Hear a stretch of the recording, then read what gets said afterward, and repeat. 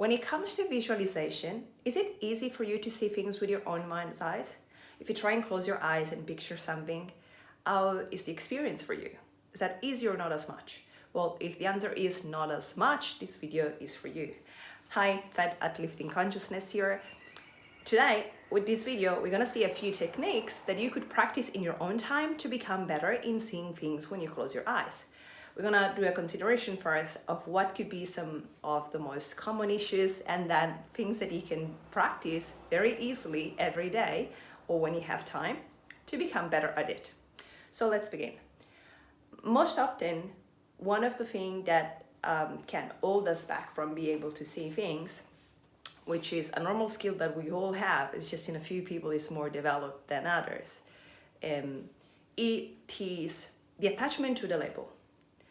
For example, if most of you are more accustomed to making decisions with the mind rather than creating or being into art, then again, having those skills from the soul, like being able to see and visualize things with eye closed, then it might be more challenging to be able to see things. There might be a belief and a pushback that these sort of activities, let's say, this sort of daydreaming or being able to see things with eye closed are a bit fluffy or out or not good for you. So if there is any belief, let's remember that beliefs are at the top of the pyramid when it comes to the way we operate, then the thoughts and motion, and then the actions that we put out.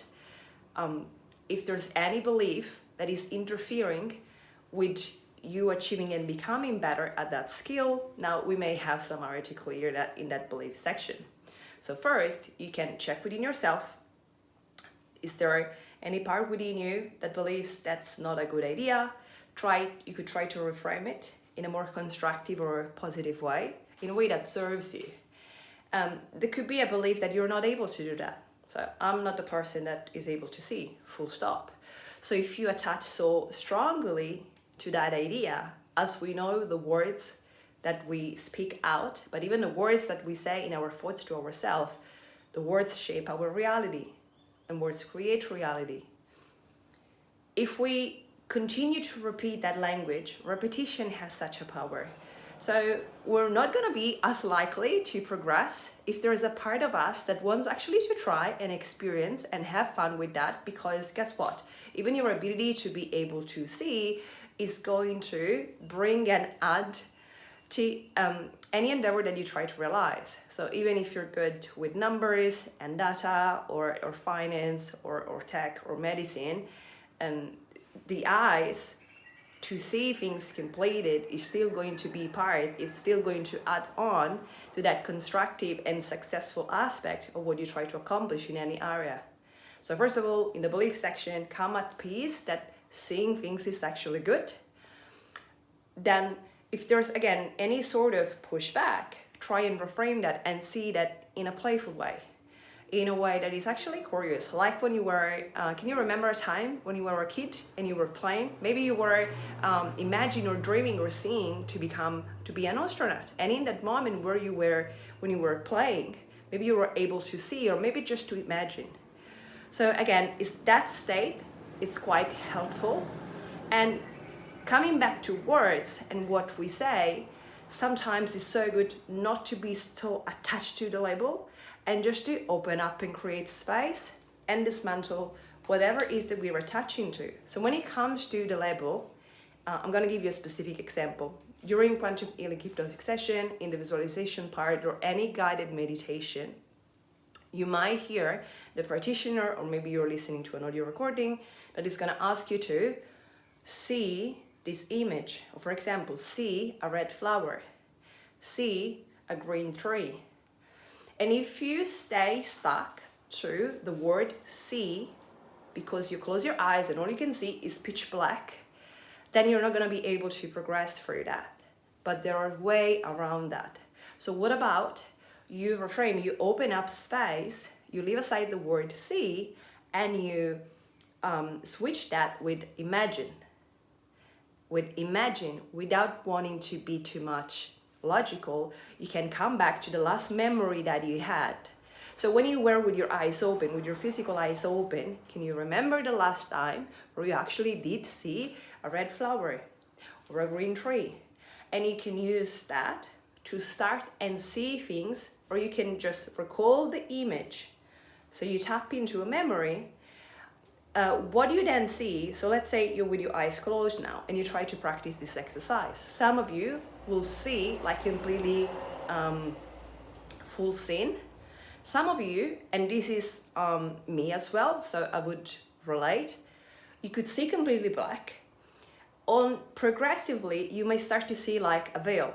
So now let's imagine you have one veil on top of the other one. So there's that sense of transparency and opacity, and it's like a grade that eventually would become better. Very important point that I like to make and remind often is if you are discouraged because you think you're not able to see, I want you to raise up your self-belief and just encouragement that you're able to see. Just think about one time where you remember a dream. So if you remember when you dream in color, there you go, you already know, and you have the reassurance within your own self-capacity for your pineal gland, the gland at the back of your brain, to be able to unleash those colors when you see with your eyes closed. So you know how to do it. It's just a skill that you haven't practiced. Sometimes there might be additional things like other contracts, past life contracts. For example, if one had risen in the past, knowing that everything happens at the same time, but just for the sake of this video, I'm gonna refer to linear time as we know and practice that here on Earth. There might be other times in our existence where we had to make decision that was not safe to see. And so there are to some degree such things as contracts or belief to limit that inner ability to see. So this is actually a thing. But the rule that wins at the end is always your intention is what matters the most. So there are ways to claim your power back and even just to give your own self permission to recall that skill and that power that you have to see within your own mind's eyes. If this concept is too much, feel free to ask questions to elaborate a little bit more for another video. But for now, let's go into actual technique that you can practice. So we set the frame for what is what, the beliefs, the thoughts, something that you can, like how can you reframe the emotion. When we see also there might be that pushback, check within the body. How do you feel about that? Is there a sense within yourself of constriction, or there's some sort of excitement and openness that you would like to try? Let go with no judgment, just learn to observe whatever comes up within yourself and give yourself permission to be open to the experience. It's very safe. Worst case scenario, you can reopen your eyes at any time. Now, I know some of you are very advanced, so to the degree that you're able so easily to see with your eyes closed and open, I have friends and colleagues that see auras and see other shapes of beings and forms. So these things are actually very common. And nowadays, it's so exciting how it is more normalized to have such discussion. But as we have senses with the eyes open, and we can see, and we can feel, and we can smell, and we can taste, and we can touch, and we can know, those senses also apply. Those senses comes from the soul. So if we go within, this is like we project these ones in to know the outer world, we can use the senses to check the world within. So when into a meditation, a past life regression, whether it's that a quantum healing hypnosis session or any other type of daydreaming, or maybe you want to review your vision board, you want to set your goals for this month, this year. These are some of the other things that you can try if seeing is not your first or strongest skills at this time.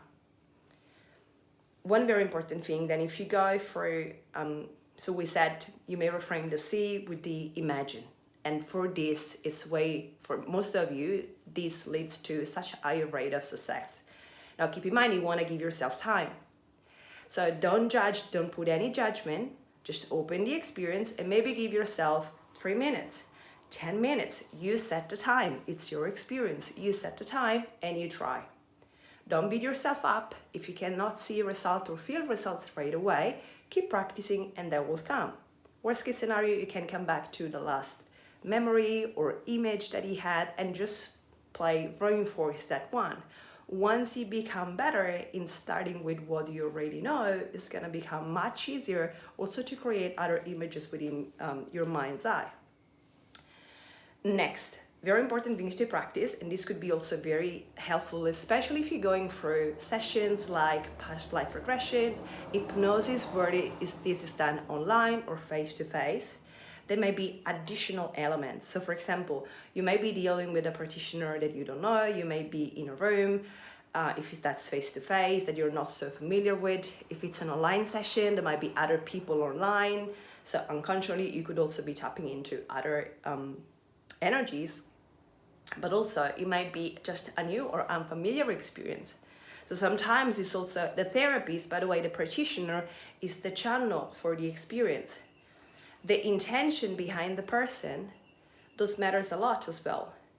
Those are, imagine like a crystal or anything that is able to reflect light. And the clearer the channel, the clearer that is the transmission of the light that is going to come back at you. This makes sense with anything. If there's not too much of the purity from the channel, the vessel for the experience, the whole experience may not be as clear. Now, not all of you yet are going to be able to pick up too much, but if you're if you're an empath or your senses are very switched on, this is going to be easy for you. Now, sometimes we have senses that are switched on, but the seeing, the clairvoyance is not the first one. And this is very common. So what is the sense that is most commonly active with people? The senses. Senses for the skin could be like inside. It could be felt like tingling, feeling hot, feeling chill, feeling like sensation on a part of the body. Again, that sense of constriction, expansion. This could be at a cellular level, in a part of the body, from the heart, from your brain. You could see like tension. It could be muscular tension. It could be like a tingling as in an energetic feeling that there is some sort of tension. These senses contain messages. If you learn to observe those without judgment, this is also going to be constructive. So what to do? If you're going through an experience and your intention is, I do want to be able to visualize, I'm going through the past life regression, other people are seeing things, I'm not seeing anything, what can I do? Allow, give yourself permission to explore the experience without judgment. Without judgment, it's so important. Be patient and just breathe through the experience. Oxygen is actually element number 1 for life. It's so important. So just take the breath. Keep coming within yourself. Close your eyes and go within. You're not able to see, that's okay. Then let's go backward with the other senses that might be stronger. Feel throughout the body. What can you feel? What can you feel? What can you sense? What could you smell? Can you hear anything? Is there a sense of knowing? Some people, again, are so gifted spiritually, yet the vision doesn't come up as easily yet. Although they still have the beautiful ability to understand what past life or what experience they're exactly going through, thanks to the combination of these senses. So also the sense of knowing, the sense of hearing, the sense of smell, the sense of sensation for the body, those can be very, very supportive for you to navigate any experience, whether you try to project and create something for your present and future, or whether you're revisiting an hypnotic session or a past life regression. What did you learn today? Was that anything that was helpful? And are you going to practice anything? Let me know in the comment down below. I love to hear from you so we can all get better together and work on future content for next video. For now, have a wonderful day and thank you for supporting the channel. Thank you.